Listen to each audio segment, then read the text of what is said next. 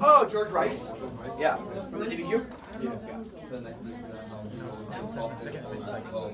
Why were people scared of the color red? Oh yeah, my old dad didn't come around and check out advisory. That 60s, 70s, like colored party, like public was red.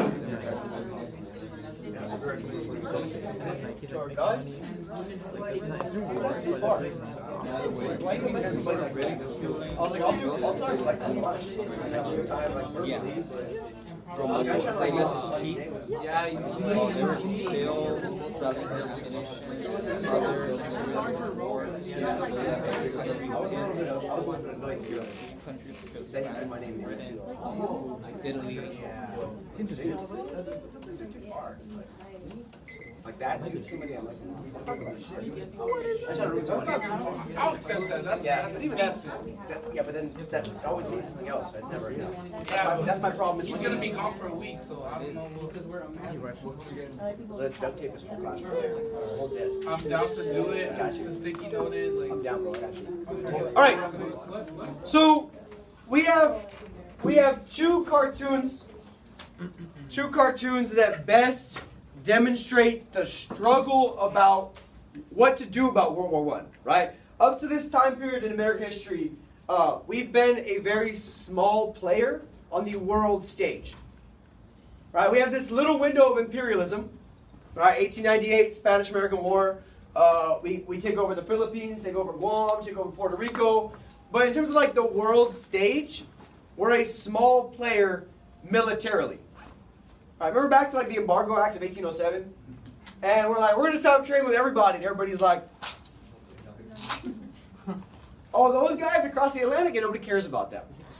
So it really is during the Gilded Age that we just covered in period 6, where we start to matter economically. Now, sure, before the Civil War, like we mattered because of cotton, but we're still just a raw material supplier, right? In the whole mercantilist global system, we're still just supplying raw materials. So just in the 1870s, 80s, 90s, early 1900s, we start to matter more economically, but I'm telling you guys, militarily, we are still nothing. We still don't really matter. We play a very small role on the world stage. So in this cartoon, what do you guys see? This is a hard one. I've never used this in class before.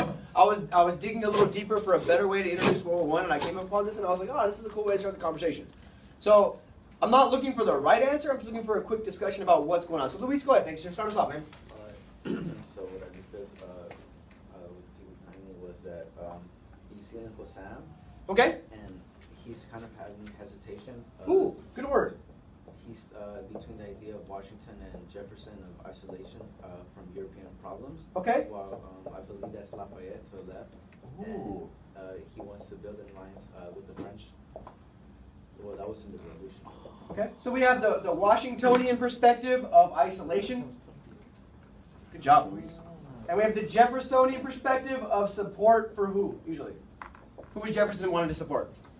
The French. And he's pondering. He's struggling. Yeah, well done. Well done. And we have, if you could do both lights real quick, just for a second, just stay at the light switch. We have Lafayette, 1777. How is this guy dressed? How does he look? Militarily, but like modern military, old military, what are we thinking? Colonists. Old, like continental military-ish. So if you don't remember, Lafayette was one of the key French military supporters of the American Revolution. Right? Our alliance with the French post-Battle of Saratoga, as the French step in, arguably the only reason we win the Revolutionary War is because of French support. That whole idea that we struggle with the Proclamation of Neutrality because the French helped us. And here we have Uncle Sam having the exact same debates. Should we step up to help the French? You can move both lights back on. Should we step up and help the French now to honor this legacy of them helping us fight for freedom? Here we are 150 years later. Yes, sir? Before World War I, how were relationships between Great Britain and France? By now, great question. Because for most of the 1800s, Great Britain and France don't like each other. Britain and France have much more of a friendly relationship now, driven on shared ideals, shared economic systems, shared political systems, shared social similarities. So England and France get over their pissing match in the 1840s, after all those series of wars that really ends with the French Revolution and all that. And even we see in imperialism, like them exerting dominance over different spheres, right? So England's focusing on like North Africa, Egypt, and like India. France is really focusing on Southeast Asia, Indochina, what now is Vietnam. So great question, but by World War I, the two are friends. Cool? So this is, good job, Luis, demonstrating the struggle for U.S., what do? Right? Do we support the countries that are like us? Do we support the countries we have economic relationships with? Do we support the countries we have social relationships with? Do we support the countries that are more similar to us in the world? Or do we maintain this Washingtonian isolationist perspective? Because up to this point, have we violated Washington's advice to not get involved in European problems? No. We haven't. Like, imperialism is kind of anti-Washingtonian, but he says avoid alliances and entanglements with European problems. And there we were just making our own problems by imperializing problems. Make sense? Very nicely done. All right, you're back in my will. Next one. What's happening up here? How does this demonstrate the growing conflict in World War I? B-Rad, go for it. On the left, it demonstrates the progressive anti-war ideology. Okay. Which advocates for peace on earth, goodwill toward men. That's what it says. So which is basically like staying out of war and just fixing everything through negotiation and diplomacy. Ooh, good word, diplomacy. While the one on the right is more on, is like willing the war, like saying like selling ammunition for the war, which is, during that time there's also the people that won't engage in the war, and after after a certain part they're trying to will public opinion to send Americans to war. Good, very nicely done. We're nice little 2 for 2 start. I like it. Anybody want to add on to that? What we see in terms of this like front and back, there's a little bit of like entendre or subliminal messaging in here as well that I like. Go ahead, take a shot, kid. It's like basically Wilson's ideas. Sure. Where do we see Wilson's ideas? Making peace for the men and women of the country. Good. While making money at the same time during the World War I. So when the war breaks out, are we neutral? Yeah. Yeah, but what are we doing behind closed doors? Yeah, like selling stuff to whoever wants it. Right? We're like at our front, what we're showing the world is, yes, we want peace on earth, goodwill, freedom, happiness. But behind people's backs, and not even behind people's backs, but without much public attention being paid to it, we are doing everything we can to profit off of the fact that the war is existing. And you can make a compelling argument that the reason we get into World War I has nothing to do with ideology and everything to do with we've loaned so much money to one side that if that side loses, we're going to lose all of our money.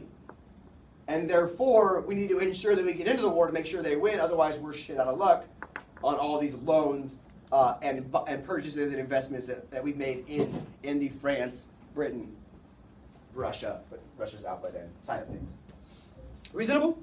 So I like these 2 cartoons because they help us like frame the arguments about what we should do. Should we get into World War I for idealistic and moral reasons? Because we believe in what France is fighting for, or fighting against in this case? Or should we get into World War I because of economic reasons? And the question becomes, why did we get involved in World War I? And what does that do to American society? So today we talk Wilson's America. We talk about his domestic policies, his progressive policies, his lovely policies towards African Americans yesterday. He does a really good job of what? What's his big crowning achievement in this progressive era, would you consider? Santos, what do you think? Bank. Yes, that's part of it. Okay, what else? Jeremy, what else has Wilson accomplished on the domestic front? Something that I remember was the increased, what do you call it? conditions of the working class. Okay, so we worked to pass some legislation to improve the conditions for the working class. Good, Chavez. Is, I don't want to say, not war, but like against trust? Sure, he's very antitrust. The Clayton Antitrust Act, the Federal Trade Commission investigating big businesses, absolutely. Right, but also it's important that we note the 4 key amendments that are passed in the progressive era that are largely in the context or sphere of his presidency. So I didn't give you guys the cool acronym yesterday. I ran out of time. I gave it to first period. So I have these 4 really important amendments, because amendments are the most concrete thing in American society, that they're the hardest to change. So they're the most long, actually I'm reading the longest lasting legacy of the progressive era is the amendments. What was the 16th amendment? What's up?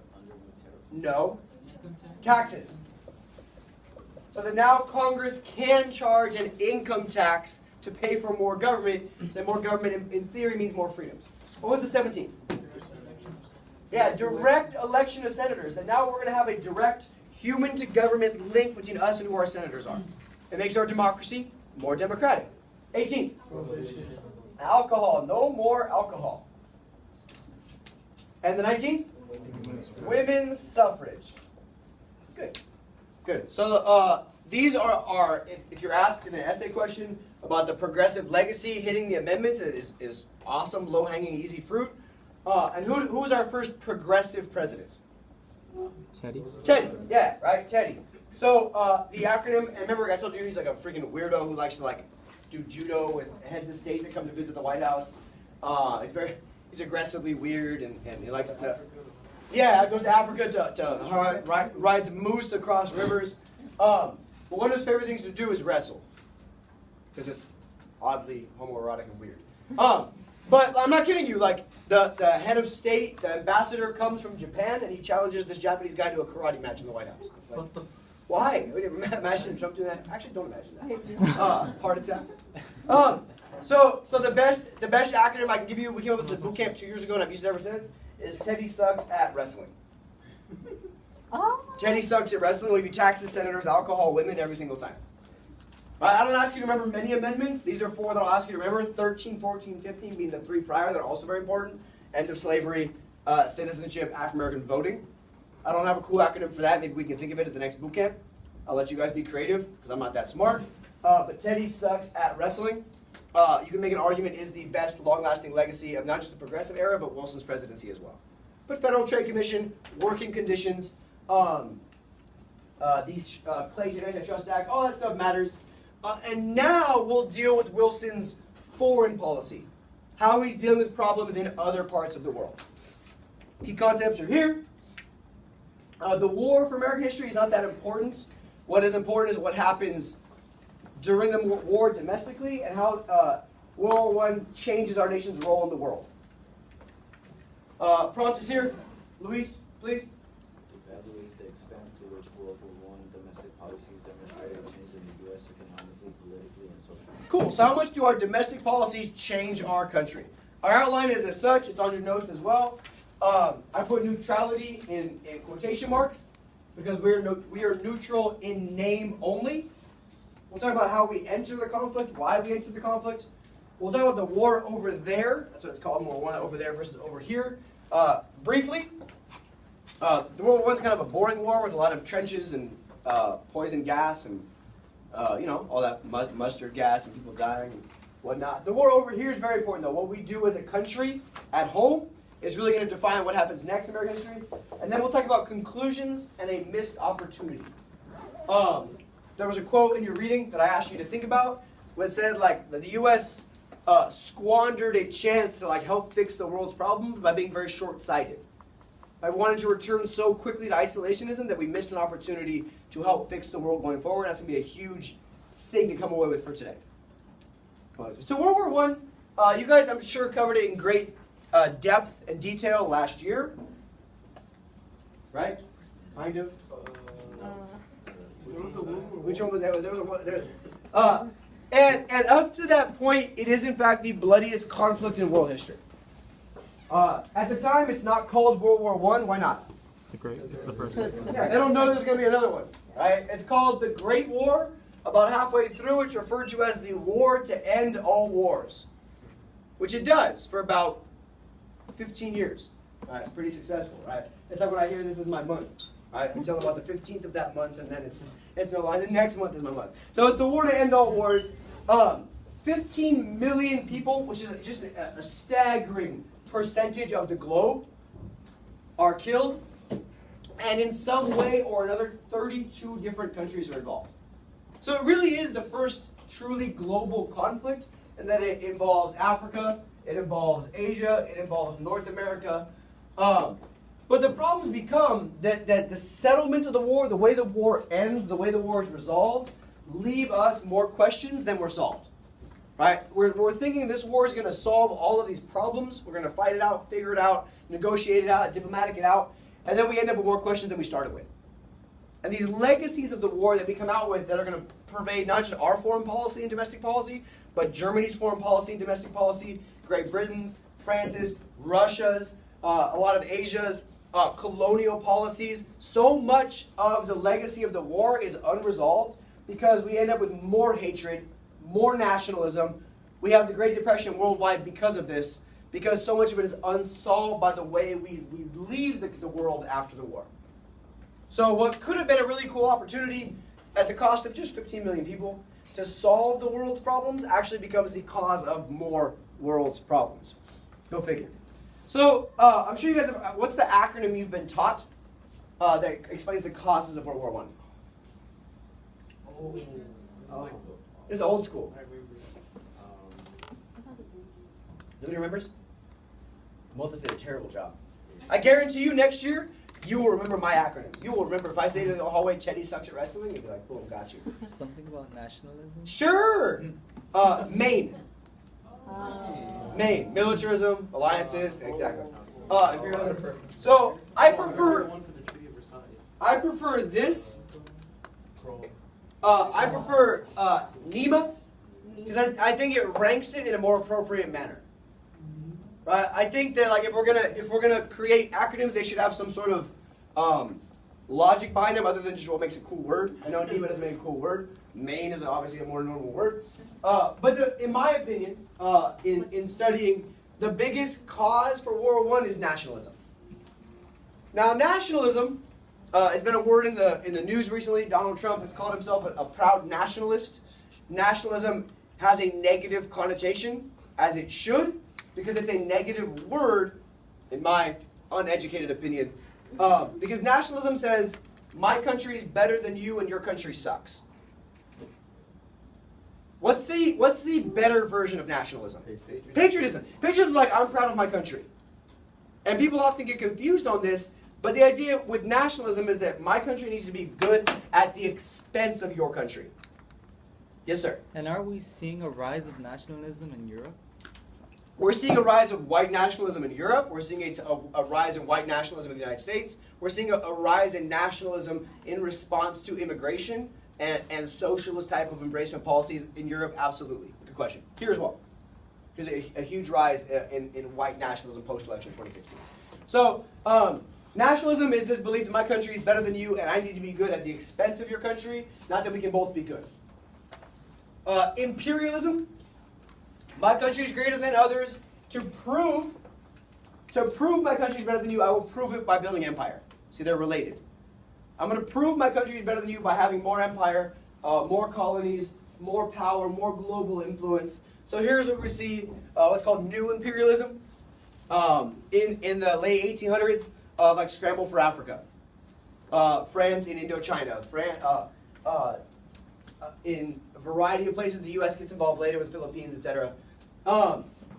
Militarism being the next, I will prove it with lots of weapons. If everybody follows big stick diplomacy, it gets real dangerous, real quick. And I'll have friends to back all of this up. So this becomes a sentence. My country is greater than the others. To prove it, I'm going to build an empire with lots of weapons and friends. But the problem becomes when everybody's doing this, the whole world becomes more tense. The whole world becomes more on edge. The whole world becomes more likely to be thrown into a huge conflict with a simple spark.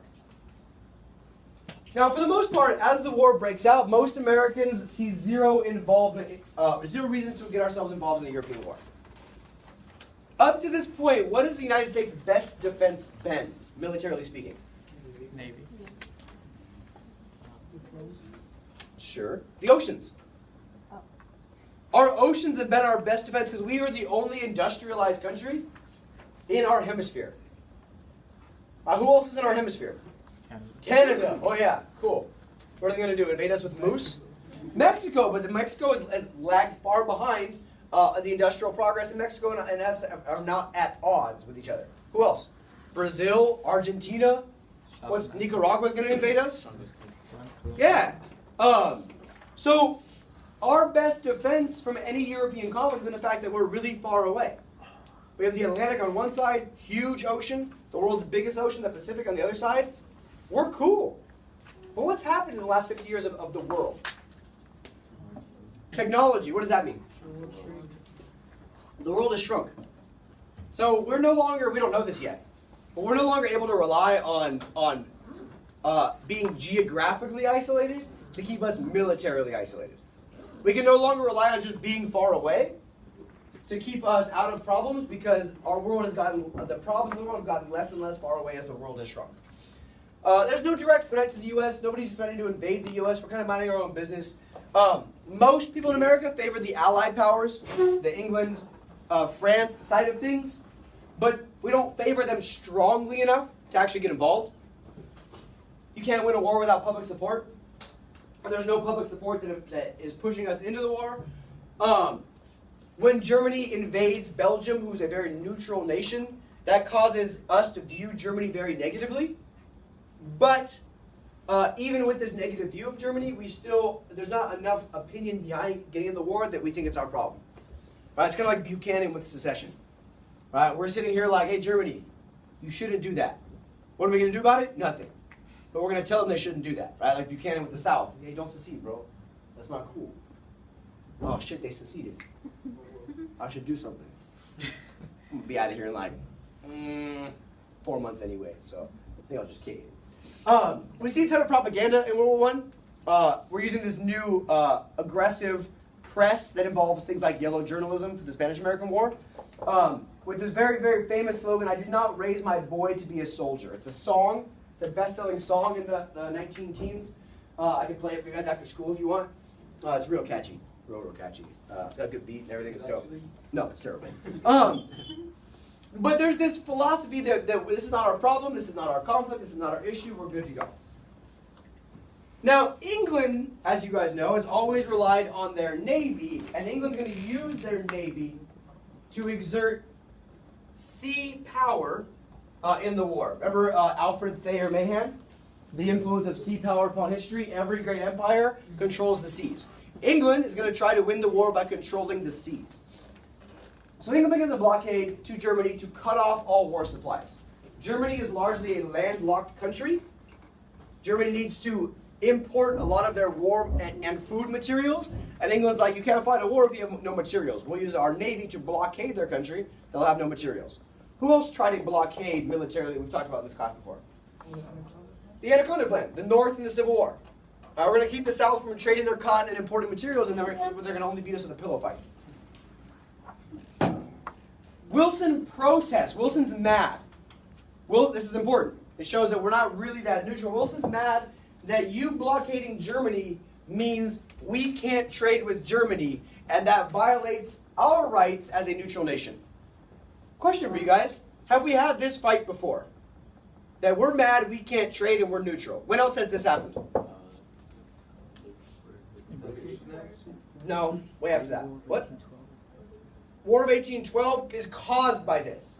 The Embargo Act is caused by this. The French Revolution, the French fighting with the British, impressment, same idea. Right? We're mad because we're neutral in the France-Great Britain conflict that both sides keep stealing our ships. In this case, we're just mad we can't trade because of the blockade. But we're trading so much with France and Great Britain that the U.S. economy is doing so well that we're kind of like, oh well, we can't trade with Germany.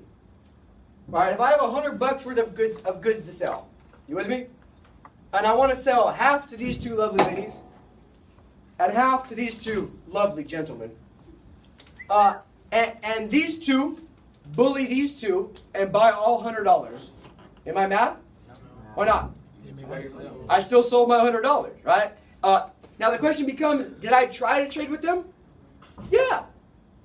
Yeah, but who did I end up trading with? Them. So who did I become closer with ally-wise in the process? The ladies. So what happens because of this blockade is it's not just $100, it's $100 and then $1,000 and then $10,000 and then $100,000 and then $1 million and then $2 million. And these two German gentlemen are just here like, I didn't choose not to trade with them. It said these two bullies kept me from trading with them. And now over time, now they can't afford to buy anymore, so I'm loaning them materials, I'm loaning them stuff. And now all of a sudden I realize in this conflict, oh crap, if they lose, I just lose a lot of money. So as we keep, because of the blockade, as we keep loaning and trading to one side, not the other, we are accidentally drawing ourselves closer and closer and closer and closer to the Allied side of the war in a way that was somewhat accidental, but frankly, good strategy by Great Britain.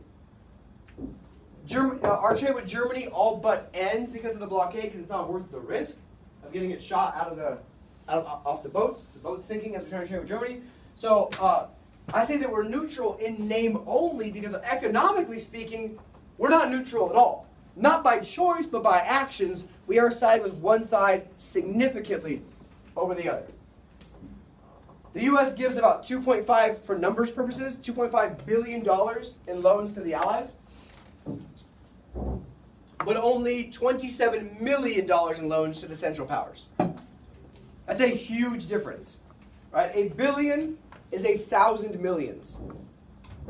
So we're looking at 2,500 million versus 27 million.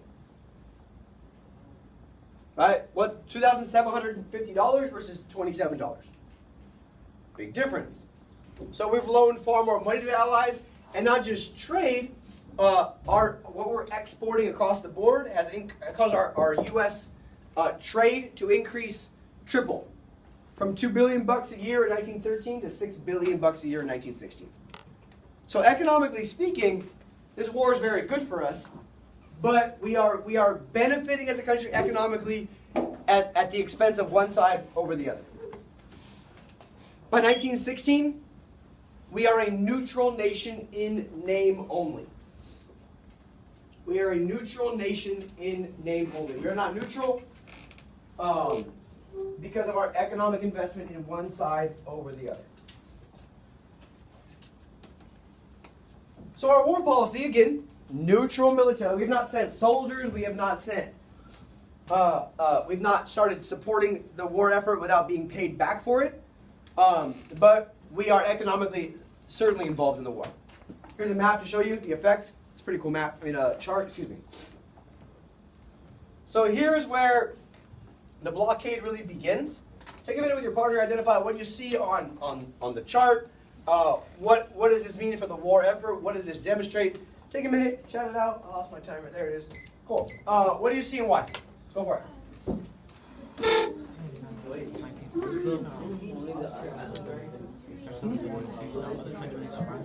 No, other European nations, mostly Russia. Russia, Spain, Italy, other countries other than Austria. But they're so far in the middle of Europe that it's really hard to trade with them with a blockade as well. 1914. And it's going to give you a chance to answer the first, make sure the first three questions are answered as well. Are you sleeping today? No? You thinking? 1913. You thinking hard? Why are you thinking hard? 1912. What? He was looking at me the whole time. Yeah, no, he's good. He was like, My homework? I have to borrow, There's a lot of questions. it's There was a lot of stuff in that chapter was the problem. I tried, and it's shorter than last year. Last year was actually It was good though, I liked it. I cut a bunch of questions. I liked the content. Good. I mean, it's an interesting chapter. There's just a lot there. All right. So, yeah, just get a card. So talk to me, Caesar. What's going on up here? What does this demonstrate about the U.S. economy and the U.S. Influence on the war? You can see that the U.S. is trading more with Allied powers rather than the Central By choice? No, because of the blockade that Britain put on. Good. Yeah, absolutely. So, really, who were we already more friends with to start the war? We were already more friendly with Britain economically, and then that just gets widened. And look at poor Germany; they get literally choked out. This is very Anaconda Plan-esque. That it's you can't win a war without public support. You can't get public support when people are starving. And people are starving. You can't win a war without resources. Ask the Confederacy. Then over time, eventually, this becomes a war of attrition, war to wear the other side down, and that's done by choking out the other side's ability to get materials, resources, food, regardless. So in 1914, we have $70 million of trade a year with the Central Powers. By 1916, it's $1.3 million a year. So that's crazy. Vice versa, we have $825 million a year, so we were already way friendlier with the Allies, not because of preference, just because of economic systems. Now we're up to $3.2 billion in the same 3 years. It's crazy.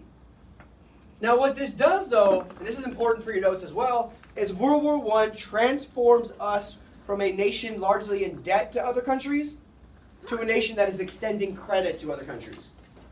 We become from the one having to borrow funds and then pay it back to the one actually loaning funds and then getting paid back. So economically speaking, it's this transition that starts to vault us into a place of more influence, economically speaking, on the world stage. Now don't you worry, as soon as the war ends, we're going to back away from that. And that's one of the reasons why we end up in a Great Depression worldwide in the 1930s, is that short-sightedness. But during this decade into the 1920s, it's Europe that owes us money, and we feel good about it. It's going to help fuel our economic boom of the 1920s, which will then lead to the greatest bust ever of the Great Depression.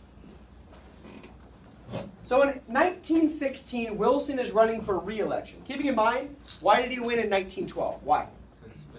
Yeah, the Republicans are split, and so he got about 42% of the vote in 1912. In 1916, he's running for re-election, and he's trying to walk a really thin line. He has a very, very thin margin to try to get two sides of the same type of conflict. He is trying to appeal to the progressives and anti-war voters by saying, hey guys, I kept us out of the war. Vote for me. Smart. Has he kept us out of the war so far? Yeah, right? He's maintained our neutrality. Good for him. But he's also saying, hey, we should try to start getting a little more prepared just in case. So how do you make the progressive voter who's against the war support you while also appealing to those that realize we might need to get into conflict with preparation? And he does. He keeps a very, very right-on message. We're out of the war. I kept us out of the war. I want to stay out of the war. We're going to stay out of the war. But it might be time to start ramping up some of our military spending because we might end up in this war, whether by choice or by necessity. Wilson wins by really harping on two big goals. Freedom of the seas. Here we are, literally 100 years after the War of 1812, talking about the exact same thing. Freedom of the seas, so we can trade with who we want, when we want, how we want, and neutrality. Now, freedom of the seas is a little more aggressive. Hey, we want our freedom to trade with who we want to, whereas neutrality, obviously, by the word, is very, very neutral. And here's the election map, since you guys know I love election maps. He does a good job. He wins 10% more of the popular vote than he won 4 years prior. We don't usually see that. We usually see presidents winning more their first election than their second election. He's a vice versa. He's an opposite trend, where we see a bigger popular vote contribution by round two, and he wins a significant chunk of the country in the places you'd think a Democrat would win, the South and the West. Electorally speaking, it's very close as well. And he runs against a Republican named Hughes, who we never hear from again, so we're good to go. How come he was going to get Hughes? He wasn't, because by 1920, the calculus has changed. In terms of now we're out of the war with bigger other issues. Most people don't run for presidents multiple times, unless they win. What was Hughes'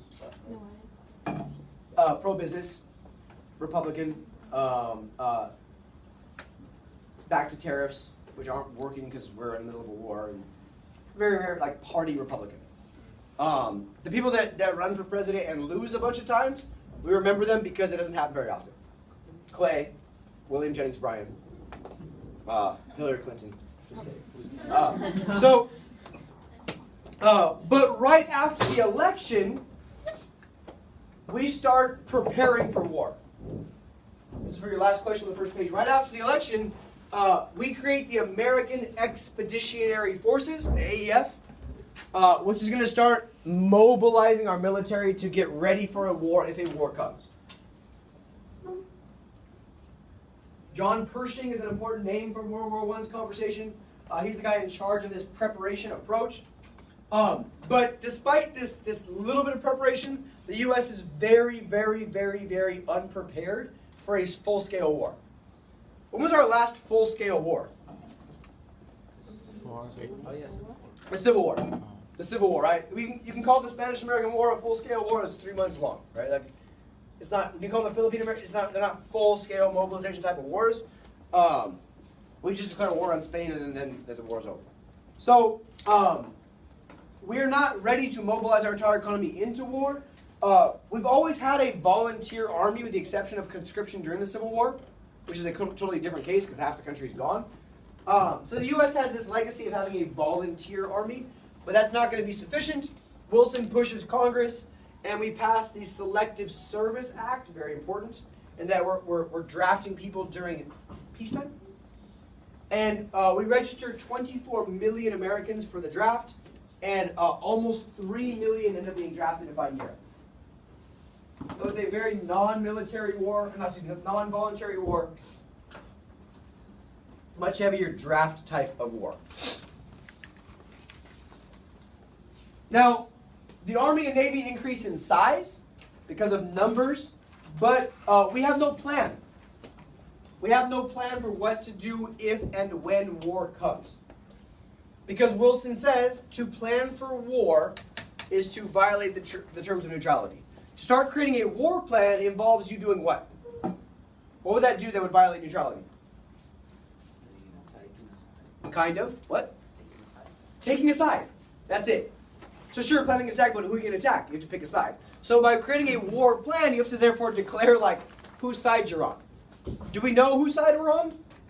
Yeah, but by creating a war plan picks a side, and by picking a side, you violated what could be construed in the public sphere, public opinion-wise, of neutrality, and we don't want to do that.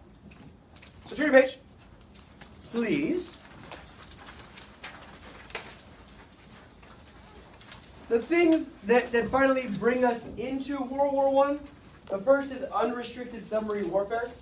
Germany promises in early February 1917 to pursue unrestricted submarine warfare, which means every ship they see in the Atlantic Ocean, they'll sink. Whether it's a passenger ship, whether it's a trade ship, whether it's a military ship, whatever it is, unrestricted means no limitations.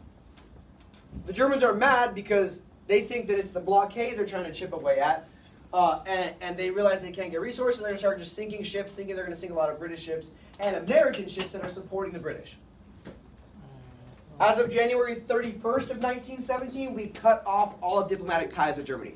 We stop our foreign relationship with Germany. That's important. Diplomatic ties are important. We now have no relationship, no conversation with the Germans. Mr. Winchell? Yes? Was the Nazi flags intentionally supposed to be on the submarine around 1917? Really? Mm-hmm. We see it used early. Not in the way it is later, but used early. The next final straw happens shortly thereafter. They kind of come right in a row. February, March. 1 month later, we have the Zimmermann Telegraph, in which Germany makes what I would argue is a huge mistake in suggesting to Mexico that Mexico invade the United States. They send it to Mexico and they say, hey, Mexico, we have this bright idea. It's an awesome idea. You guys are going to love it. You guys will invade the U.S. We'll help you. We'll support your invasion of the U.S. And in return, you guys will get back all the land that America stole from you in the Mexican-American War. You'll get back Arizona, New Mexico, Texas, the Mexican cession. Now, why does Germany want this? What's the benefit to Germany of this? Go ahead. The U.S. and Mexico are literally across the border, so Mexico could easily attack Sure, states. but why does Jeremy take a shot and then review? Because the United States was supplying Britain with the arms and ammunition that they needed, and the war would interrupt that. Good. So if we're fighting somebody else, we can't supply the British with as much. Rubio, why else? Think a little more. What else would the U.S. become? It just lessens their power overall. Yeah, we get distracted. Germany's worried that we're going to get involved in the war actually militarily, so not just resource-wise, but manpower-wise. If we have to fight Mexico, we can't fight Germany. But why is this dumb on Germany's behalf? They didn't need to get in a war with the U.S.? Yeah. Right? Like, what's going to happen if this doesn't go according to plan? It just makes America madder. More mad, excuse me. The British intercept this telegraph, and the British are thrilled. Brett, why are the British thrilled? Because it kind of wills the United States into the war. Yeah. Like gives them more of a reason to. It's going to push the U.S. into the war on England's behalf. So the British intercept this telegraph. They send it immediately to the U.S. They're super excited. But a third underrated final straw is the Russian Revolution. The Russian Revolution, we would think on the surface, does not matter that much. But, and this was Germany's doing, I imagine you guys remember from last year, Germany lets Lenin out of a German prison. Do you know the story?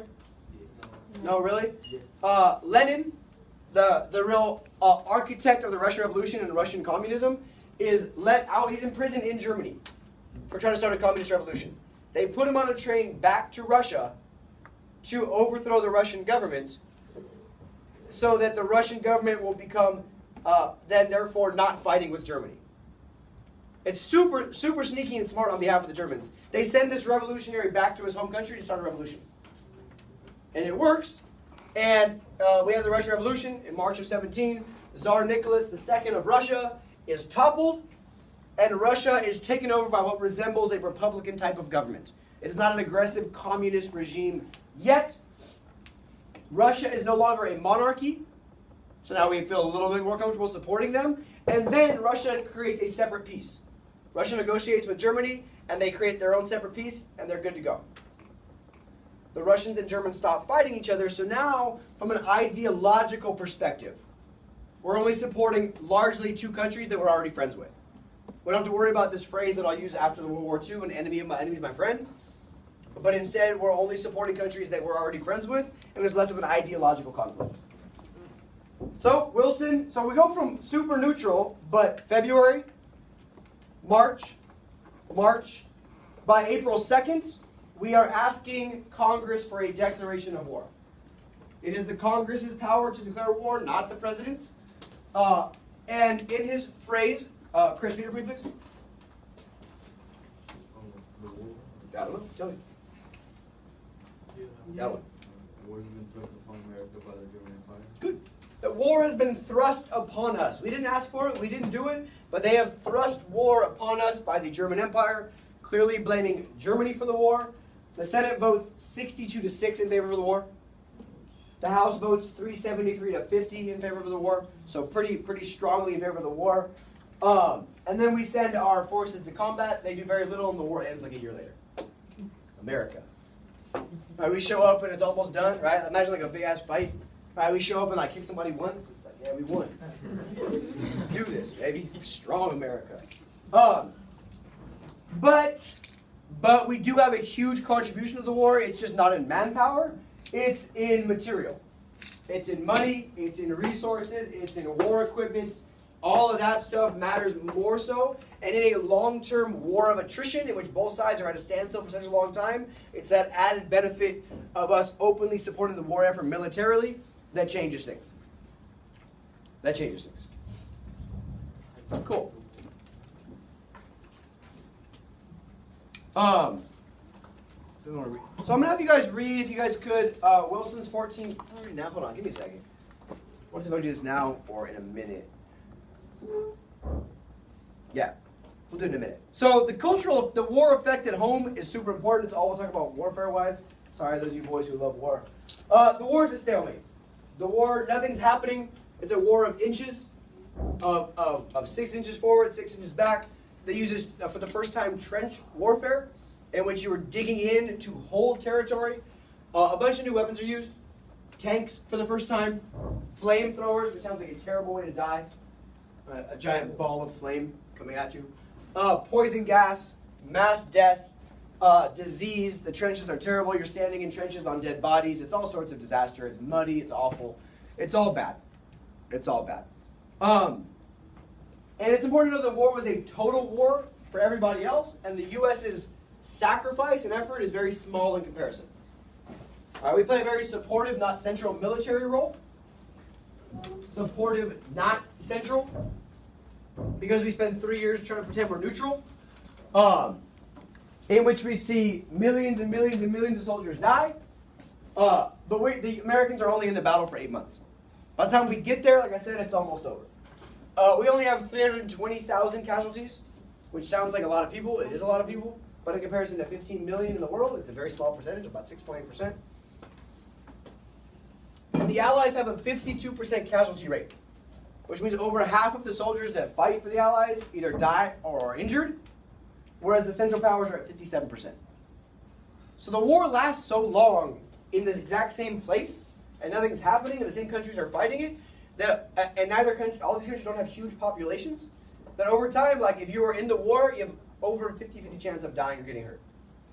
That's crazy. That's a really high, that's a higher casualty rate than the Civil War, higher than World War II. It's a very, very deadly war because it happens all for a good chunk of the 4 years in the same place, with the same country, the same players afoot. Now, culturally and politically speaking, I have 3 examples of propaganda for you, please. Take a minute, pick one, talk about it with your partner. What do you see of it? This is the first time we really start seeing war propaganda. It'll play a big role here. It'll play a bigger role in World War II. But take a minute, pick one, respond to it. What do you see? What is it appealing to? How is this an example of propaganda? 1 minute, go for it. Go.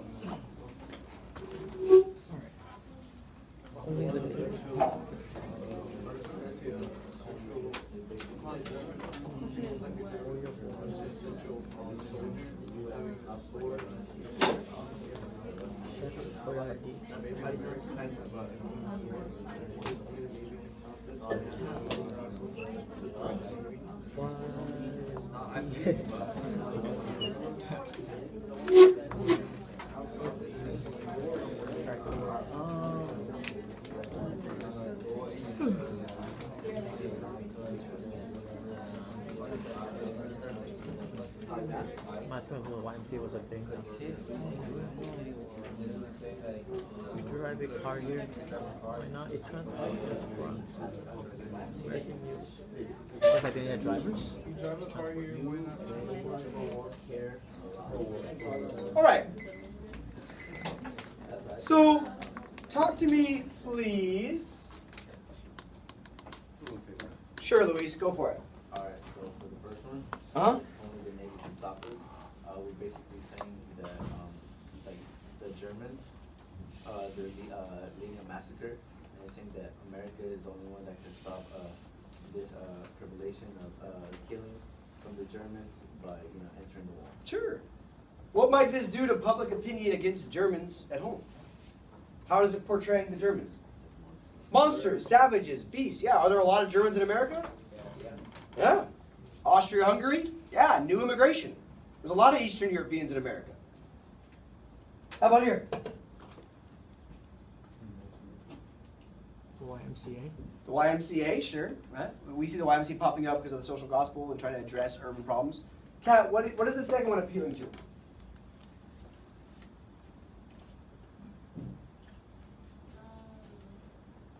Where it says for your boy, I kind of thought of like the other one that we saw, the previous one. What was it, the song? The soldier thing? Didn't raise my boy to be a soldier? Yeah. Yeah. Kind of thought like they coincide with each other, so I felt like it would like be family. That we should all work together to support our American. Like, how is our soldier portrayed versus their soldier portrayed? Right? Here's this good, small, innocent American boy fighting versus these massive, savage-looking grown men for the Germans. Right? Next example. This is a good one. I like this one a lot.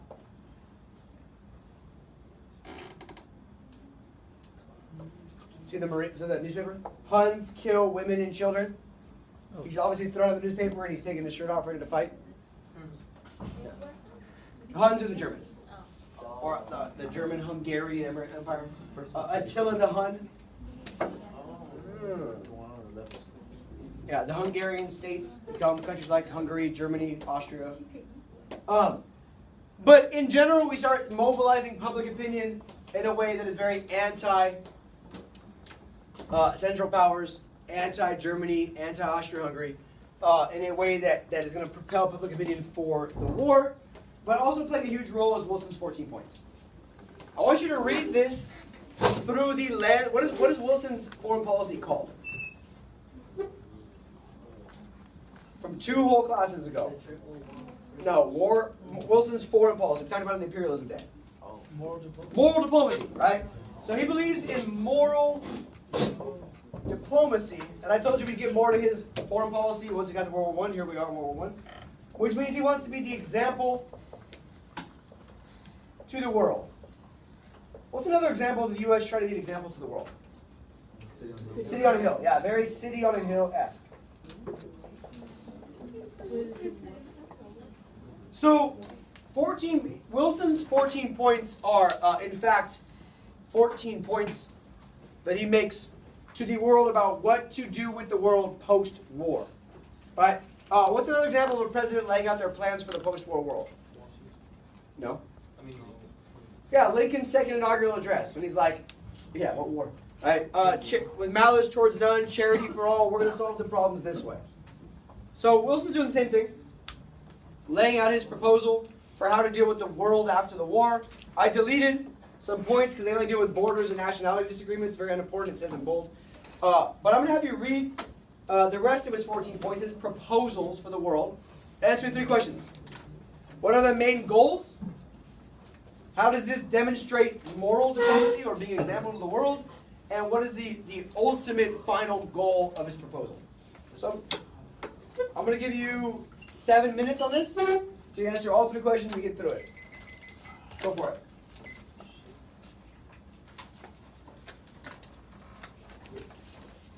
When your DVQs are going back.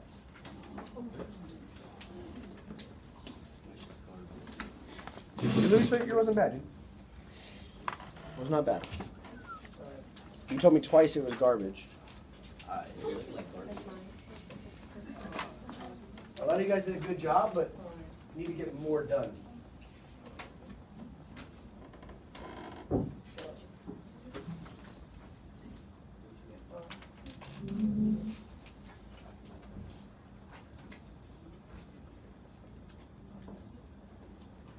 We only adopted like one of the points. Good. That's good.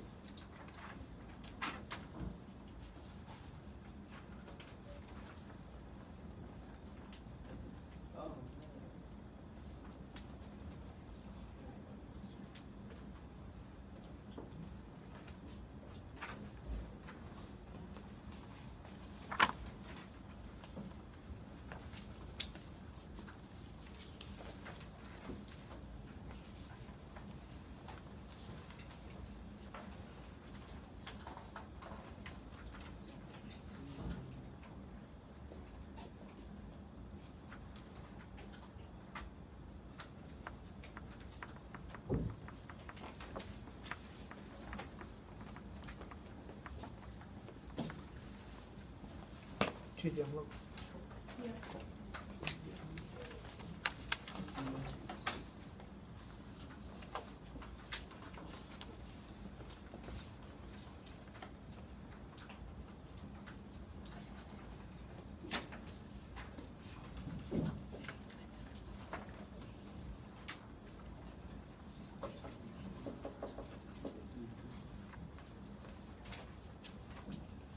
Super good.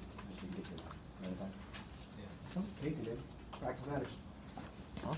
That's like more than crazy. Ah, okay.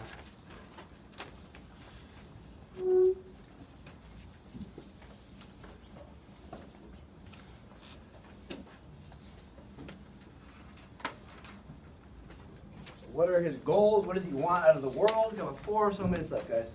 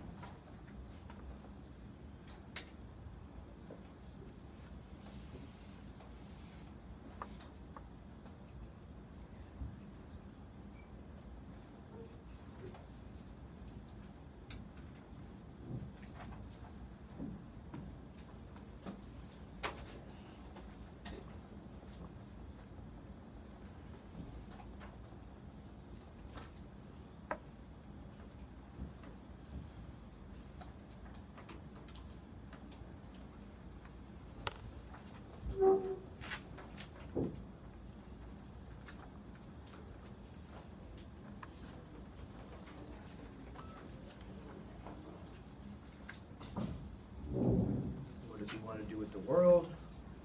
Why?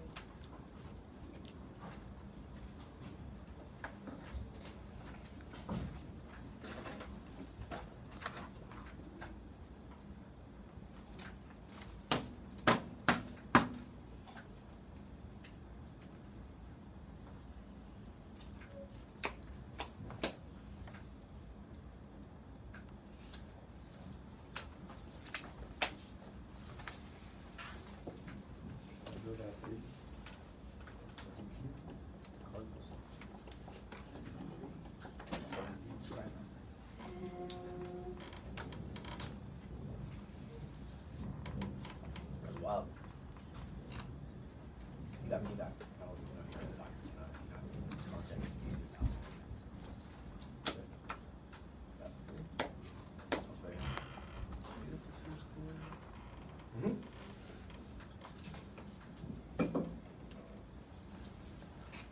I was pleased.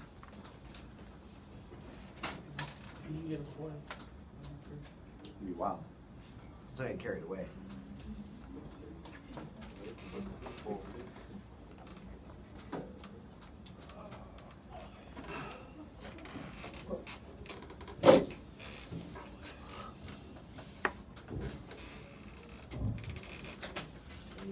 We got about a minute and a half left. So what are his goals? What does he want for the world? I'll let you talk about it when you're done. But big picture, what is he asking for?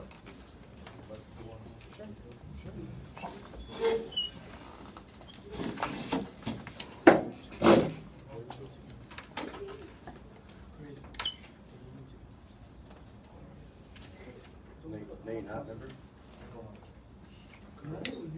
Oh, not the bread, in the bread.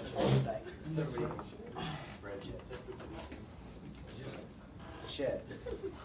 Basically, I had a question on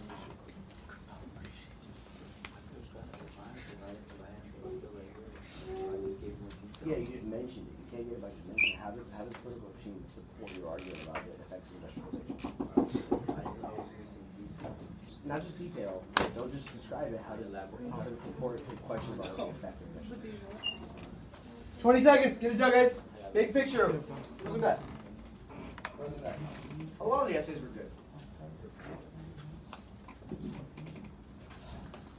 I feel like I could probably get an A this semester. Cool. I just got to do my homework. No one cares. Shut your ass up. He's right. Junior year wasn't your year. But next year, senior year won't be cool. Exactly. Yeah, you try to go. All right. So, it's a very selective class. You didn't get selected. I'll get some. Okay, good for you. Take a minute with your partner. I want you to focus on the middle question, though. What about his 14 points demonstrates a commitment to moral diplomacy? What about this is him trying to be the moral example to the world? Take a minute, have a good chat. How is he demonstrating moral diplomacy? Go. Quick, quick, quick. Have a good conversation. You want to hear that's moral.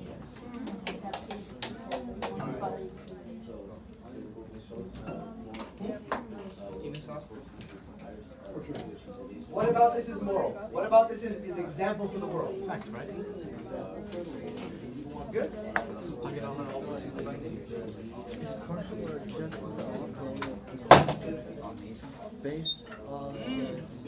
I was listening. Go ahead. I was listening. No, I listen to you, bro. Agreeable. Yeah, I'll listen to you too. For example, But I'm gonna listen. Yeah, exactly. I'm gonna listen to you like this, after the war, Britain, like how you listen to me. France took Syria. United States took. I listen, just not well. We took West Virginia. Oh wait, I actually want to hear what you guys say.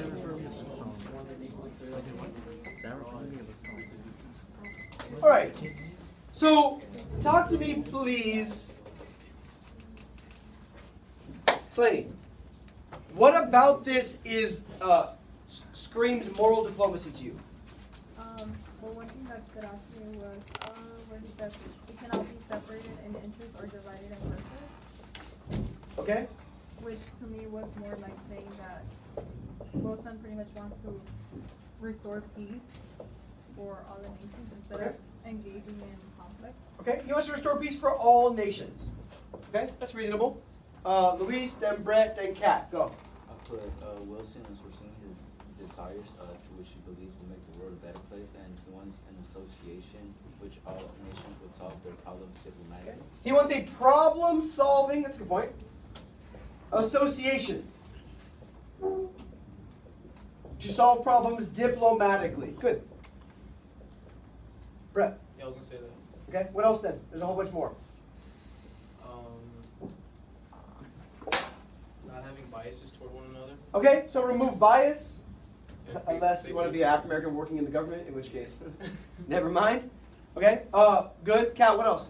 I put the resources for our nation, and then I also addressed that he would, because of resources, he wants to like God Almighty will. Okay. Okay. What else though does he want to do with the rest of the world? There's a bunch of other stuff in there. Rubes, talk to me. What else is he trying to propose?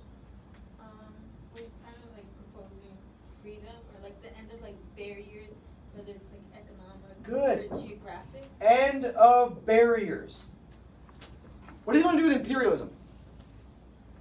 Is that in there?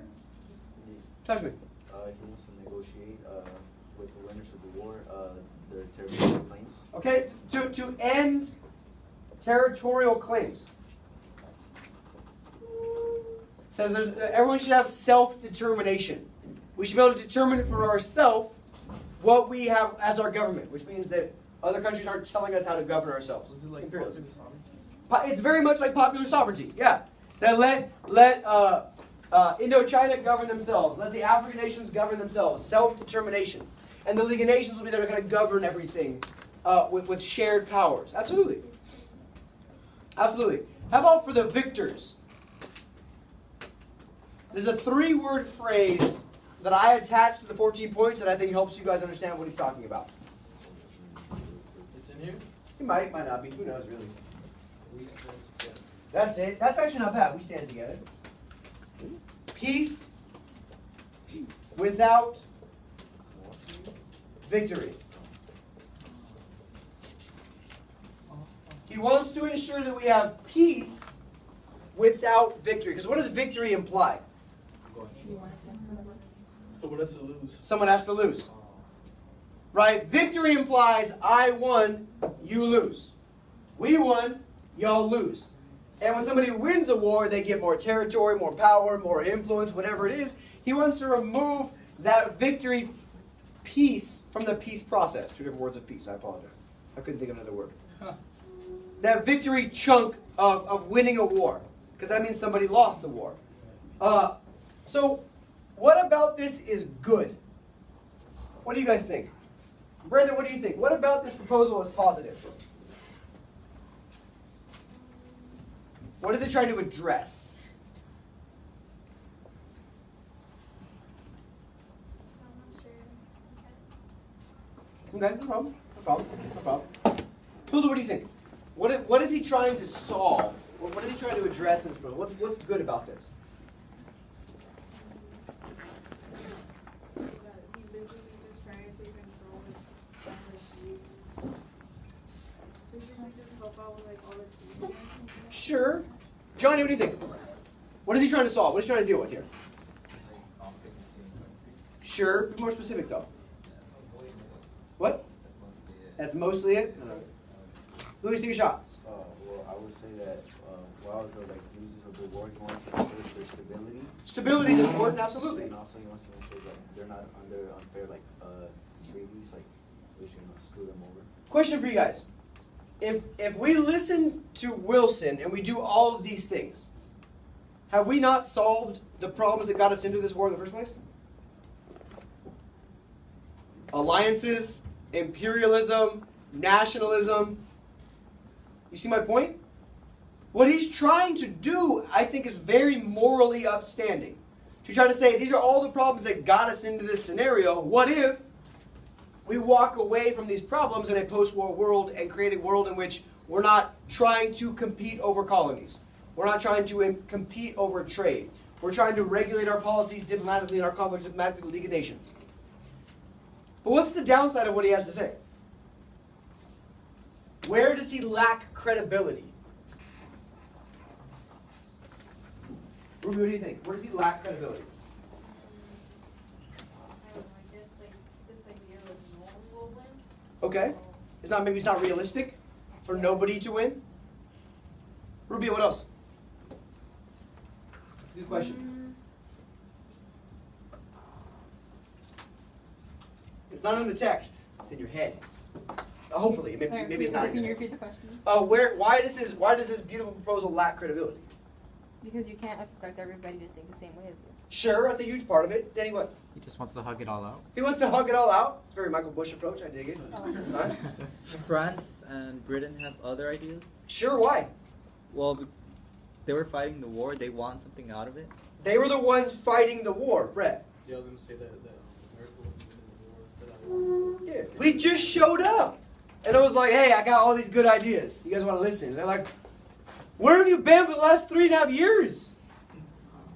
Like, we've been here dying in trenches, losing territory, losing our historic monuments, losing our land, losing our whole generation of soldiers, and yet you all just here, and in typical American fashion, you show up late with a good idea. So sure, from an idealistic standpoint, other countries who have been fighting this war, they can't accept this idea of peace without victory because they're the ones fighting for victory. The U.S. has a very different intention in the war than the rest of Europe does. You can make an argument that Wilson's perspective is really, really smart. We follow with a lot of it after World War II. A ton of it after World War II. United Nations. Decolonization. To an extent. Right? The creation of a banking system that's international. That starts to remove trade barriers. But he's just a little early and idea-wise and a little late to the war. So very important that we get our heads around this 14 points. Turn your page. How it demonstrates an idea of moral diplomacy. Now, to coordinate the war, much like during the Progressive Era, this is going to be a good continuity, the size of the government has to expand significantly. We create 5,000 new government agencies to run the war effort. I'm going to argue the most important is the War Industries Board, which is going to oversee all factories that are producing war materials. It's going to oversee what the U.S. should produce. It's going to fix prices. It's going to ensure that the government really is running the economy. What is this not?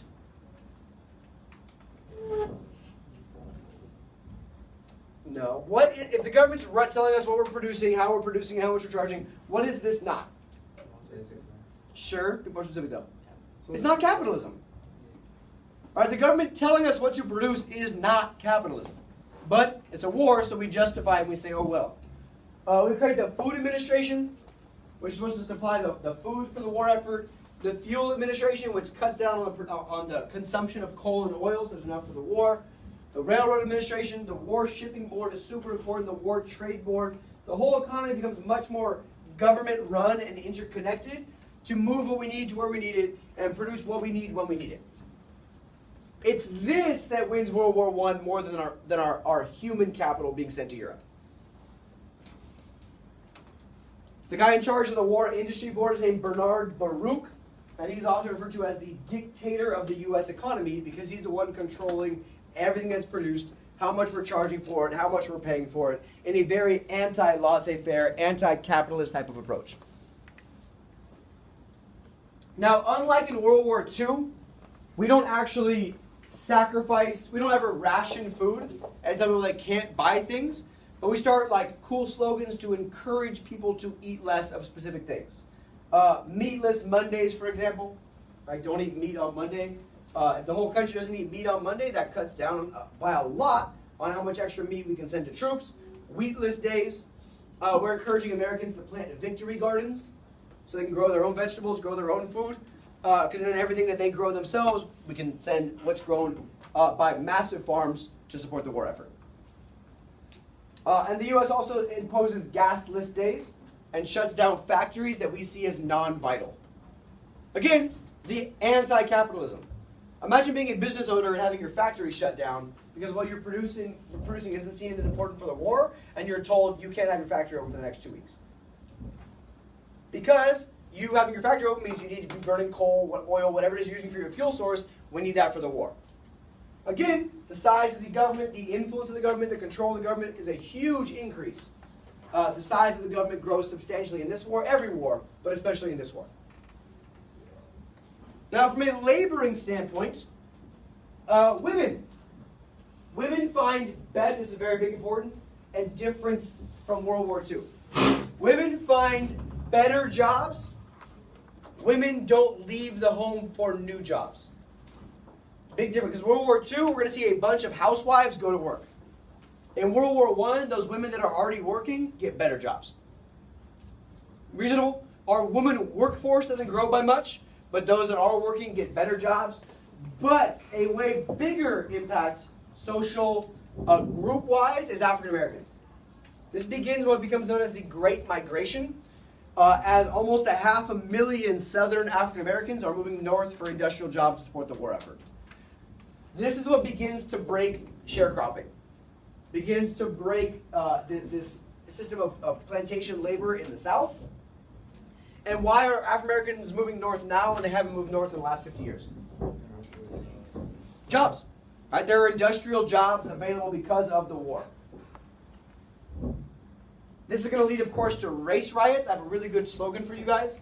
A couple years ago, one of my kids was like, oh, it's like with the Great Migration, racism moved north with the African Americans. Because we're going to see a huge increase in northern racism because of this Great Migration. And I responded to that, like, no, racism didn't move north. It's that the African Americans moving north exposed the racism that was already there. So we're going to talk about the KKK, the next generation of the KKK on Monday. And we're going to see that we're going to have a bunch of KKK members being elected to office in northern states. And it's like, damn, that's wild. What happened? The racism was always there. It's just that there was such a small percentage of African Americans in the north that it was not needed to systemically oppress them. So this Great Migration is going to lead to a bunch of race riots in cities like Detroit, cities like New York, as all of a sudden white laborers are competing with black internal migrants for jobs. And we start seeing a huge increase in Mexican-American laborers as well, largely on farms here in the Southwest, in places like California, parts of Arizona, and even parts of southern Nevada. So this is kind of throwing our racial demographic mix of the country into a little bit of a blender, as we're starting to see way more intermixing of demographics because of wartime jobs. So put your head over. So I have this just here as a resource for you guys. It's just all the industries and what they do. I don't need necessarily for you to know all of them. It's just there as a resource because the slides are online, and I would know some of them because they're good evidence on an SAQ, for example. Now, from a labor union perspective, this is the first time when labor unions start getting a little more credibility from the government. Samuel Gompers, our boy from the American Federation of Labor, he gets appointed for a very important position.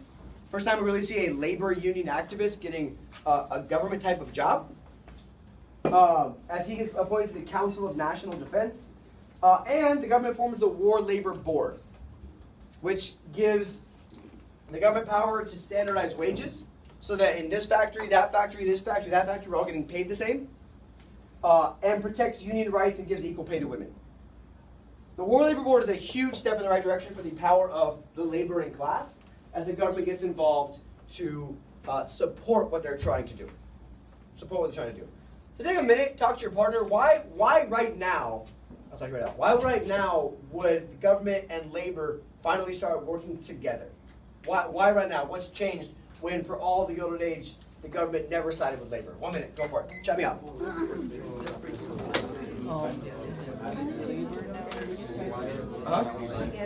Cooperating now to the fact that I feel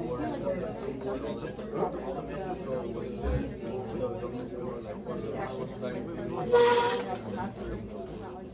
Kind of. It's just more, I wouldn't call it communistic, because we're not talking about shared resources still, but more so like a control economy, in which the government is allocating resources in a way. Sure, it's more communistic than like what we had before, but it doesn't go as far to call it communistic. Instead, just more so, if you understand that there's more government involvement and control in the economy, so sure, like on the scale of like pure capitalism to pure communism, it slides that way, but not enough to actually call it that. Cool?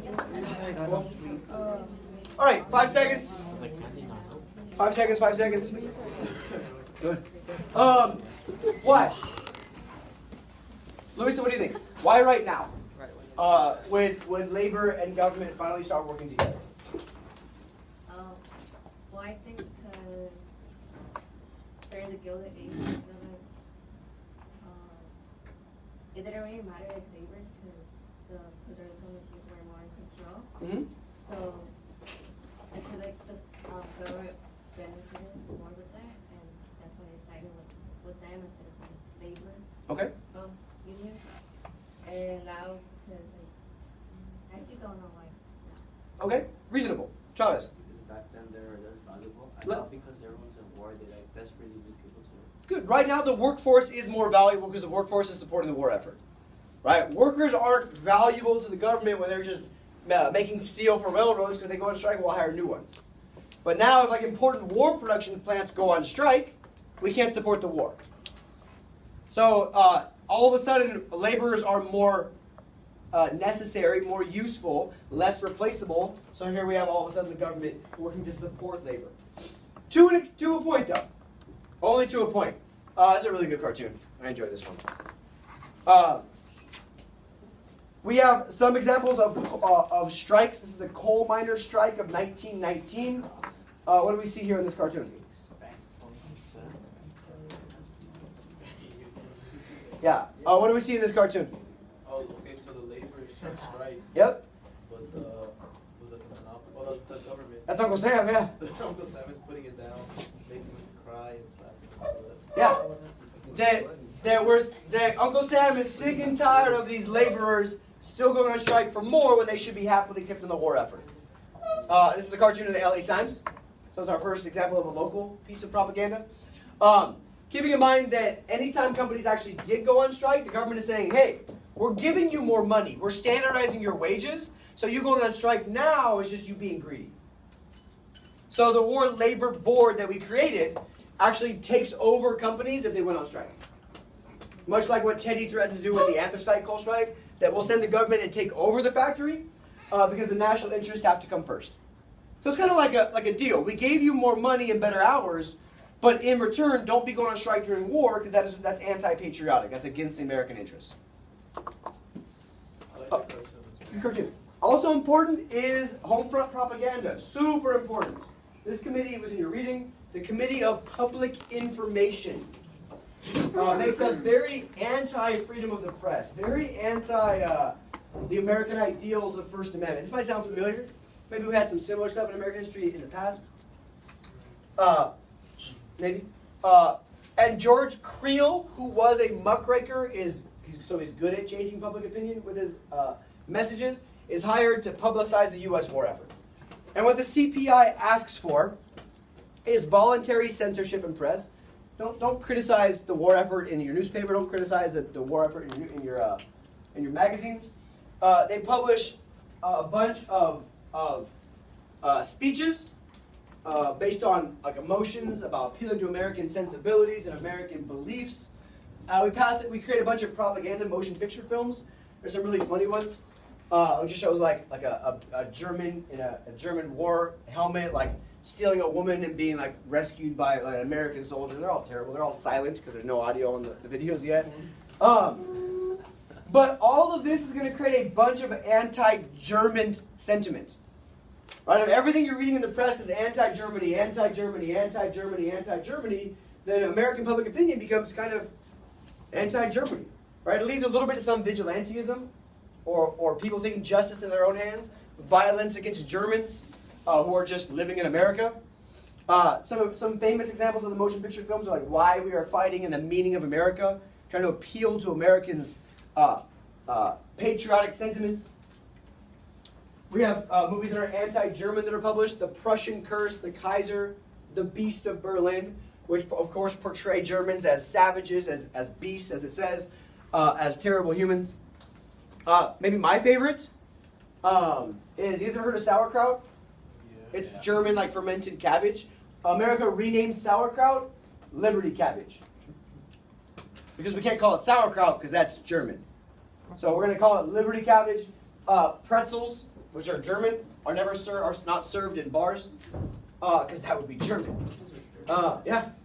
And even these famous composers, Bach, Beethoven, and Brahms, these famous super influential German composers are not played in symphonies anymore. It reminds me of after 9/11, when we were, of course, declaring war or invading everybody. The French were hesitant to get involved with us and invade Iraq. And America got very anti-French for a minute because we were mad that they weren't helping us in our war on terror. And so in all U.S. government buildings, we renamed French fries Freedom Fries. This is in the year 2001. Yeah. Oh, yeah. Yeah, now they're back to French fries. We're good. That's the American way. We don't like you. We will change the name of your food in our country to our own. Freedom fries, baby. But again, there's a ton of examples of American propaganda that look at this. Destroy this mad brute, enlist. My guy on the wall, that's from World War I. It's very famous. Buy Liberty bonds. Buy Liberty bonds. Work, support the war effort. It's very, very aggressive. Now, the last part of home front influence I want to talk about is the government and the press. The government and the press. And the two things I want to really hammer home to you are the Espionage Act and the Sedition Act. Now, in the Espionage Act, people are forbidden from getting in the way of any military operation, any military recruitment.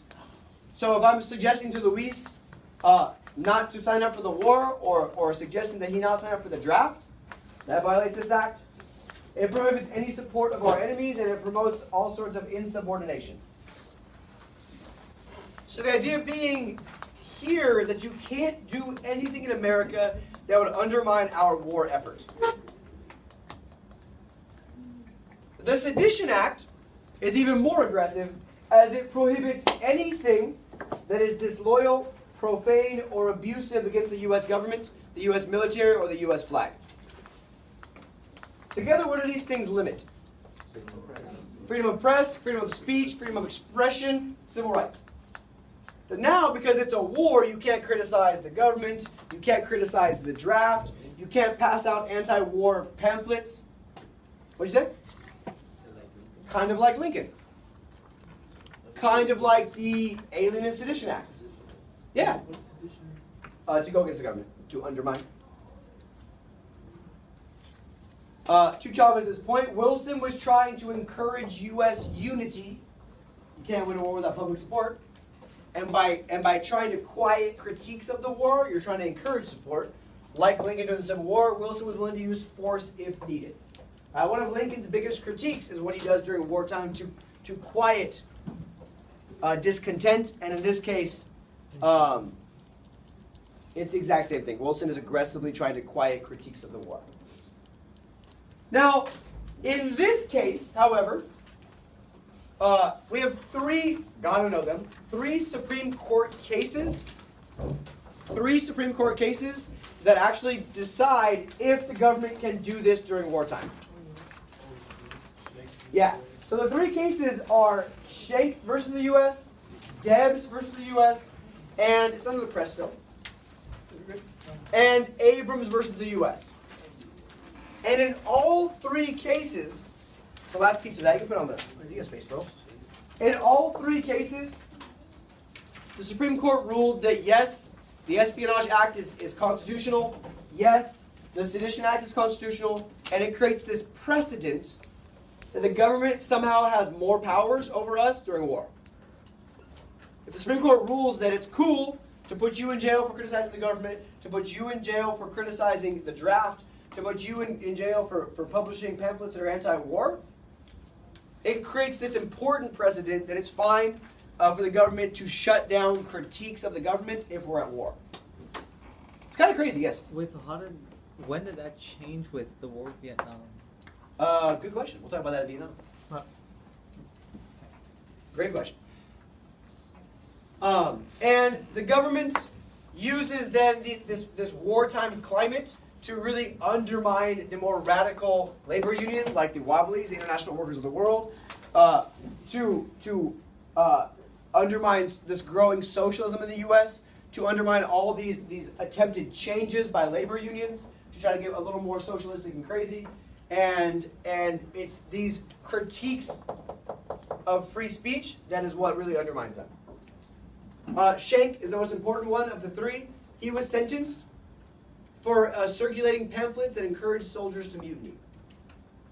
That's a little aggressive, right? If I'm circulating paper materials that are asking soldiers to rise up against their commanding officer and not do what the government says, that's aggressive. And the ruling here that's important is the First Amendment rights can be restricted. That First Amendment rights are not for everything. If what you're doing represents a clear and present danger.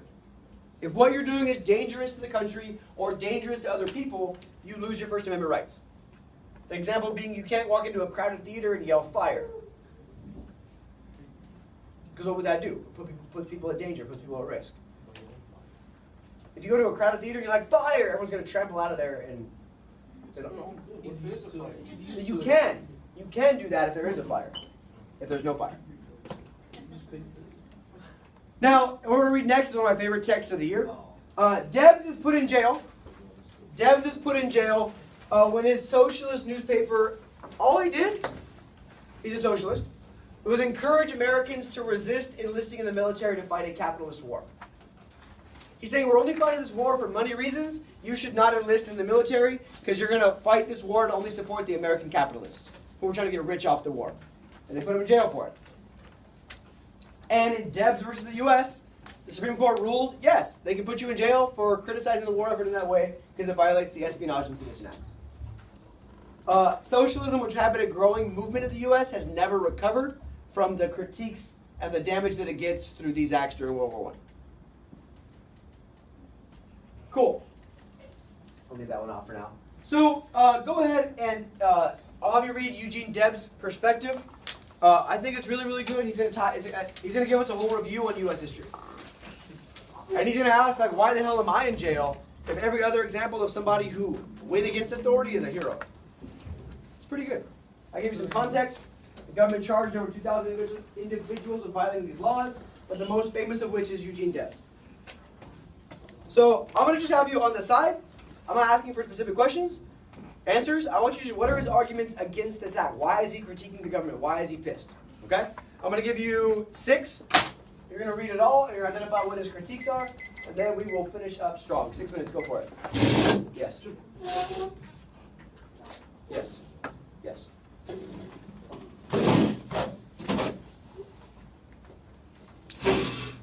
Here's some. Please. Take the test to get progress on Charles.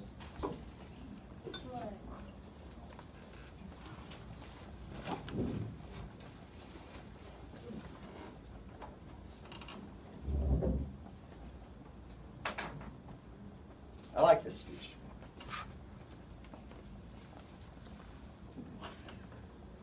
What's up?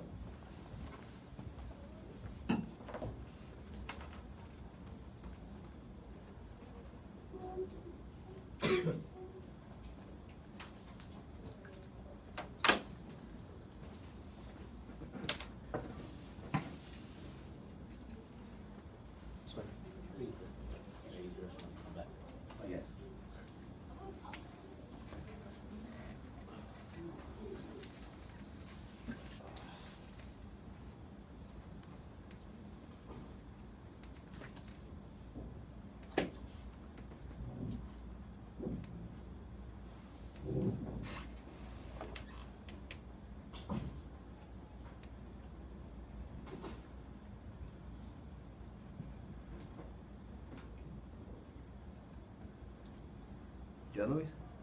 Yeah. All day? Because I started early. Good for you, Shaw. I like it.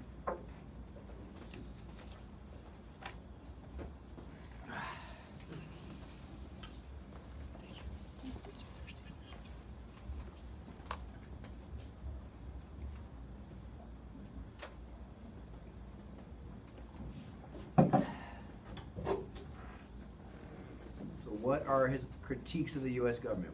What's the problem? There's a bunch in there that he's mad at. He gives you a whole example, a whole review of U.S. history. There's plenty in there you can pull out.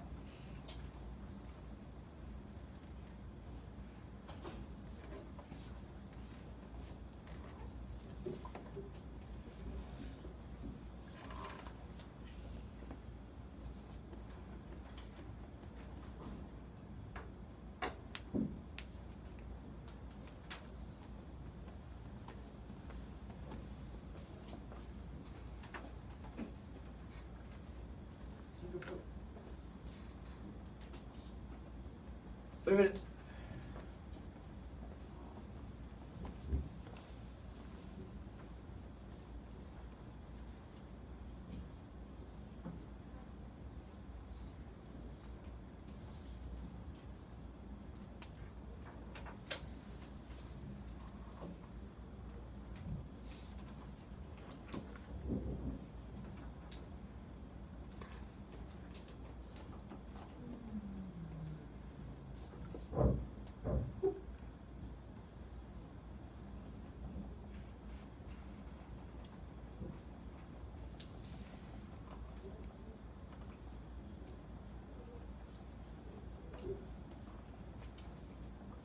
Become control.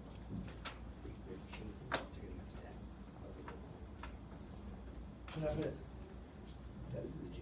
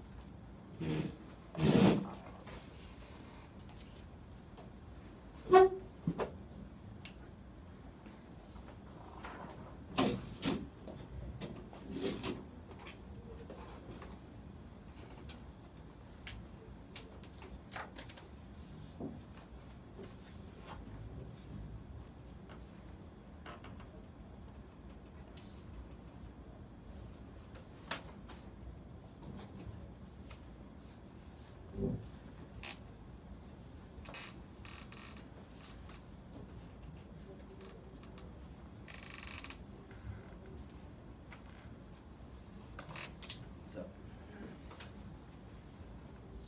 15 seconds. I don't quite finish. I'm sure you get the gist of it. Why he's upset. What his critiques are. How legitimate his argument is.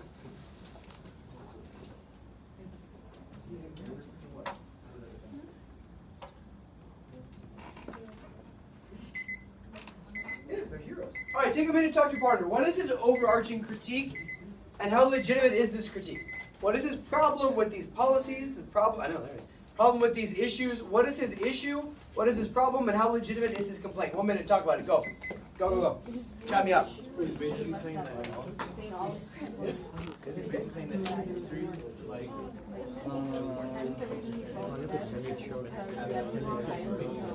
He is entitled. He's pretty much just exercising his rights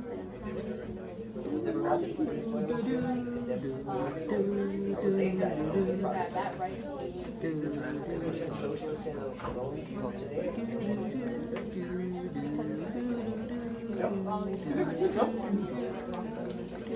by my opinion, he's convicted of just exercising my.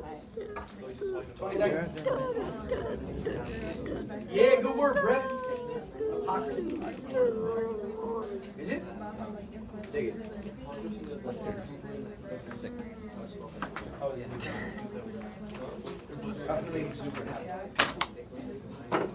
The hypocrisy of the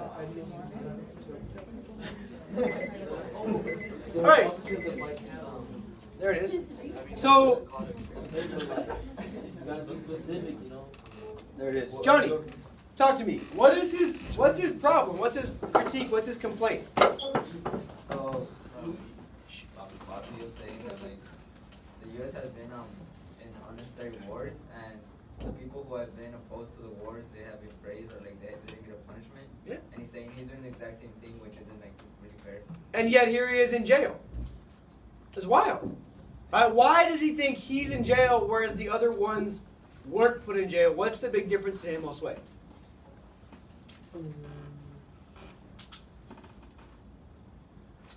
Brett. He's a commenter. That's part of it. Other people are commenter. Rubes, what? Why is he put in jail and they're not?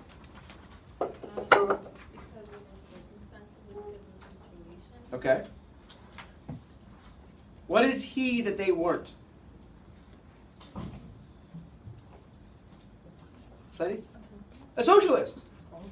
He's like, how come right now it's the socialists who are upholding the Constitution? You claim we're the un-American ones, but we're the ones fighting for freedom of speech, freedom of press, freedom of expression, and I'm the one in jail for it. He gets sentenced to 10 years in jail. 10 years is a long time. If you read the introduction, no, but you took a little nap instead. In 1920, he runs for president from jail. And he gets hundreds of thousands of votes. Yeah. He doesn't win, obviously, that'll be interesting. But you will see what happens when a president runs for president from jail and wins in 2020. Who knows, really? So, how legitimate is his critique? He compares himself to abolitionists, the Democrats of 1864 for running a president against Lincoln for calling the Civil War a failure, critics of the War of 1812, Lincoln critiquing the Mexican-American War, the Founding Fathers for rising up against authority. He says every time somebody else rises against authority, they are a hero, and here my ass is in jail. And they're like, cool, yeah, you're locked away 10 years, shut up. Nice story, Eugene. So, turning your page, I want you to understand that why does the government limit civil rights during wartime? Because you cannot win a war without what?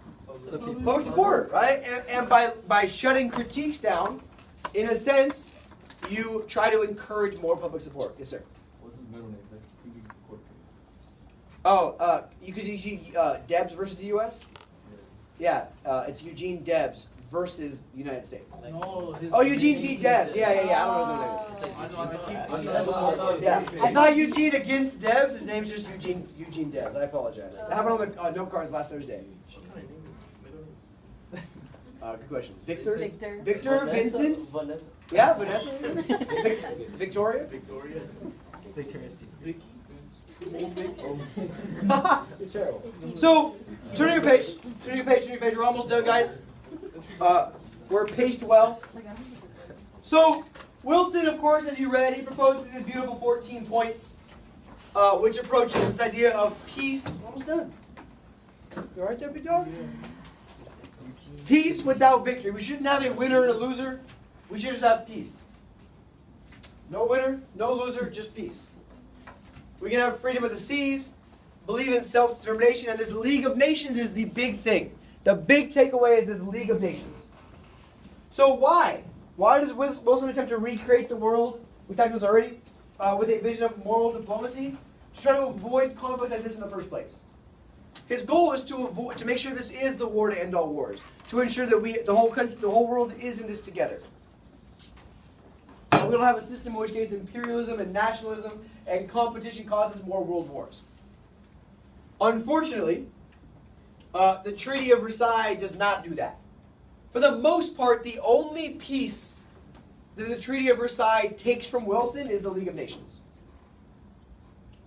The rest of it all gets scrapped because, to Kevin's point and Daniel's point, like, France wants a victory. England wants a victory. They want something to show for their war effort. They don't want to fight this long war and get nothing out of it. Arguably the worst part of the Treaty of Versailles is the German guilt clause, where Germany has to take responsibility for the war. Did Germany start the war? Sure. Was it Germany's fault? No. Was it partially Germany's fault? Yes. And everybody else as well. But the winners get to write history. And the losers are usually Germany. So Germany has to pay reparations or money back to the countries they fought against. One of the reasons we're going to end up a Great Depression and a Hitler type of power vacuum. Germany has to demilitarize. Germany has to take responsibility for causing the war. And Germany's like, yeah, we were partially at fault, but so was everybody else. The problem becomes the Treaty of Versailles comes to the United States, and the United States is very, very hesitant to embrace the Treaty of Versailles for one reason and one reason only. What is that reason? League of Nations. League of Nations. The U.S. is like, no, we're not joining in some European crazy alliance situation because that's not what we do. The U.S. immediately reverts back to this Washingtonian legacy of avoiding foreign entanglements, foreign alliances, and in the Senate, and it's the Senate's job to approve or ratify treaties, there are two groups. First is the irreconcilables, who are very anti-Treaty of Versailles. And the second are the more reservationists. They're not super opposed to it, but they hate the idea of having the League of Nations. People like Henry Cabot Lodge. Now, their big issue isn't the treaty at all. It's the fact that they don't want to tie the U.S. to other countries' problems. They don't want the U.S. to get into other countries' issues. They don't want the U.S. being stuck coming to anybody else's rescue if they get into their own problems. Right? I'm sure you guys all have that friend who always gets himself into some trouble. All right, you got my back, bro? It's like, why do I always have to have your back? And you're over here causing trouble that has nothing to do with me. All right, the U.S. doesn't want to be that friend. I see some of you guys looking around. But it's true. Yeah, right? Luis, exactly. Right? He's always saying something stupid. You're like, God damn it again. All right? Wilson thinks he can get public opinion behind the treaty, and then he has a stroke.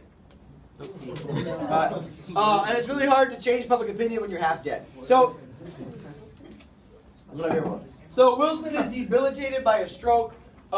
It is said that Wilson's wife is the one running the country the last 4 to 5 months of his presidency because he's so debilitated by a stroke. And with nobody to get in front of the people and argue for the Treaty of Versailles, the U.S. does not ratify the Treaty of Versailles. The U.S. makes its own separate treaties with other nations of the war, and the U.S. does not join the League of Nations, despite the fact that it was the U.S. president's idea. Great job. The Senate rejects the treaty. U.S. eventually negotiates separate peace treaties, and what a shame. So there's a very famous cartoon. I'll have you read Henry Cabot Lodge's point in a minute. But take a minute with your partner. We got 5 left in class. 1 minute. What's the point of view of this cartoon? What is this cartoon trying to get at? What's the perspective?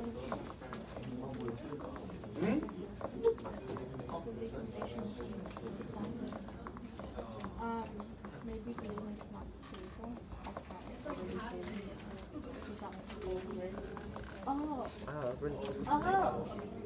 You see that? Yep. Refuses to put down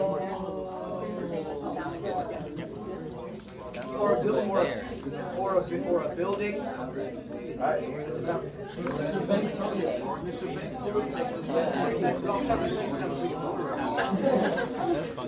Might actually. Banks are about the center of the bridge is the most important part. Oh yeah. I was thinking it. Why are you saying, oh yeah? Because I remember we were 3 seconds. working on a project. So, Josue made a nice connection to science over here. It was no one. It was no, I just assumed. My bad. No, wait, what's the point? No, you didn't. That the keystone of the bridge is the most important part of the bridge, and then it's left out. Why is it left out? Because it's USA. Why? Because of the scope thing. That's not why. They're gonna be Because connected. they're like, honoring all Washington's. alliance. So what do we do? Be more specific historically. We'll talk around it. What does the U.S. do or not do? Isolation. What does the U.S. do or Not not do? interfering with your. What does the U.S. do or not do? They just The sit U.S. at the does file. treaties with separate nations. Good. The U.S. refuses to ratify the Treaty of Versailles. Sure, and then therefore backing up Washingtonian ideals and the specific actions. You were, but you weren't where I wanted you. And this is the gap in the bridge, right? It's great. The League of Nations bridge was designed by the President of the USA. Top 5. And there's Uncle Sam over here just chilling. Top 10? He's got his cigarette, he's minding his own business, he is good to go. Top 20? I'm going to have you skip the text for now, but I still want you to read it. So turn your page, because I want to make sure we get to the post-war stuff. Here's another really good cartoon. I like this one. This is not top 10, but it's Top 15. maybe. It's pretty good. It's pretty good.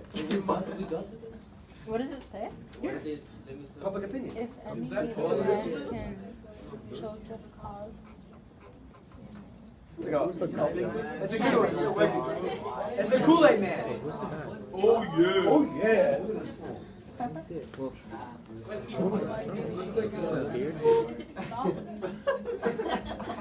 So let me stop you guys on this one because it's a good place to. It is pretty good. So here's the League of Nations is marrying who and who. Foreign entanglements and Yeah, Uncle Sam and foreign entanglements are going to get married. At a wedding, they say, if any man can show just cause why they may not be lawfully joined together, let him now speak. And here comes the U.S. Senate. Boom! Like the Kool-Aid Man. Oh, yeah. And he's holding constitutional rights. So here's the Senate to stop us from getting involved in these foreign entanglements. So after the war, this leads us right into Tuesday, which is why I'm going to leave Monday, excuse me, I'm going to leave it right here. The unions make a bunch of gains during the war, but after the war, a bunch of problems and strikes and fear about communism and this association of unions with radicalism and socialism is going to lead us into our first Red Scare. Post-war inflation demands higher wages. Our laboring class is going to struggle. We have some huge strikes. Seattle has a general strike. Every worker in Seattle goes on strike. The Boston police force goes on strike. There's a bunch of big, aggressive strikes as labor union makes a little bit of progress, and they want to keep that progress going. Unfortunately, labor is associated then with socialism and radicalism, and we have a very significant Red Scare in which America, and we'll talk about this more on Monday, throughout the 20s is going to be very anti-socialist, anti-communist, anti-red. Anti-red. We have race riots after as well, because all these black people have left the South in great numbers and are now in urban cities. All these soldiers come back to different cities and are left behind. 3 dozen different cities experience race riots. Chicago, Omaha. There's a bunch of, it's like racism moved north, except the racism was always there in the first place. It's just that the black people moved north to expose it. So we see a ton of race riots, a ton of Red Scare problems. And then I'll leave that up there for what happens with the Red Scare, which will lead us directly into our chat. I'll go over this much more on Monday, though, I promise. But it's important we understand the roots of the Red Scare in World War I. oh my god. What? It's not even that bad. Danny, stop it.